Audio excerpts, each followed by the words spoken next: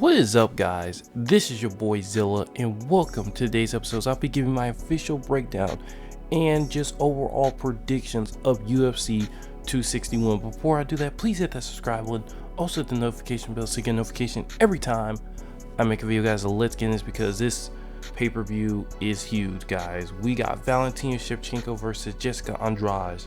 Weili Zhang finally coming back after that tough fought fight and now facing Rose Namajunas in a fight that is going to be very hard to call. In the main event, George Masvidal tries to get his revenge against the champion Kamaru Usman. So let's just start from the top with Valentina Shevchenko versus Jessica Andrade. Jessica Andrade is a little bit on the smaller side. She's coming up. She wants to become the champion of that division.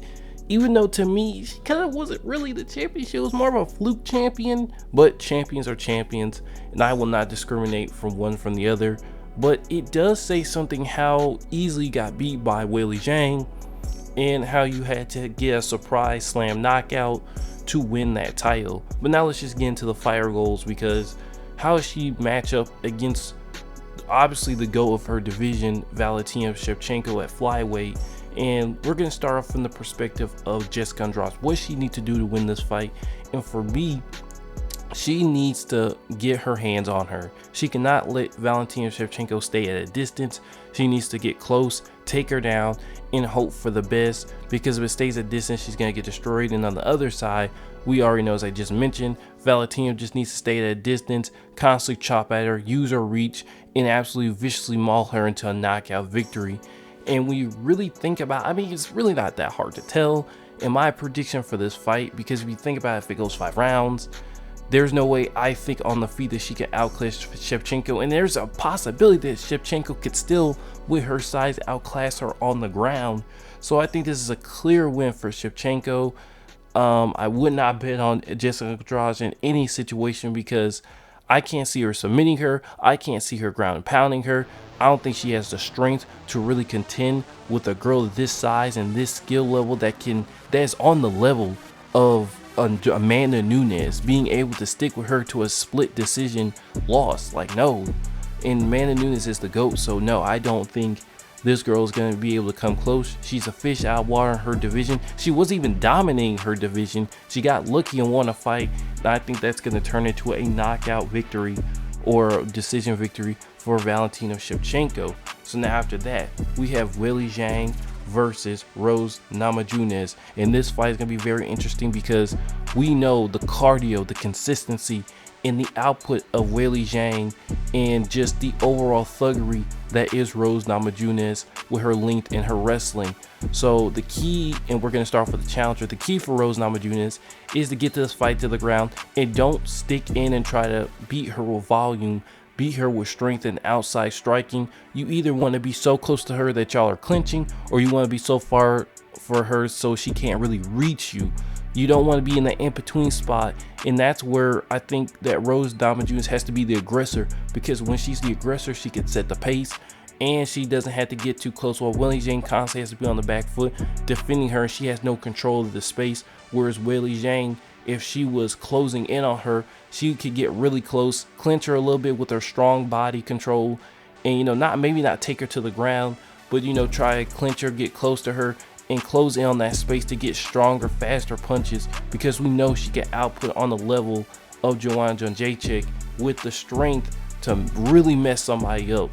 So these two have a very interesting matchup against each other, and it's really going to come down to who has better spacing. And if I had to predict who has better spacing, it also depends on which Rose we get. If we get the Rose that we got against, Jessica Andrade, this fight could just be a straight up slaughter if she uses her reach correctly. But if Weili Zhang uses her space correctly, as I expect her to, she could win this fight.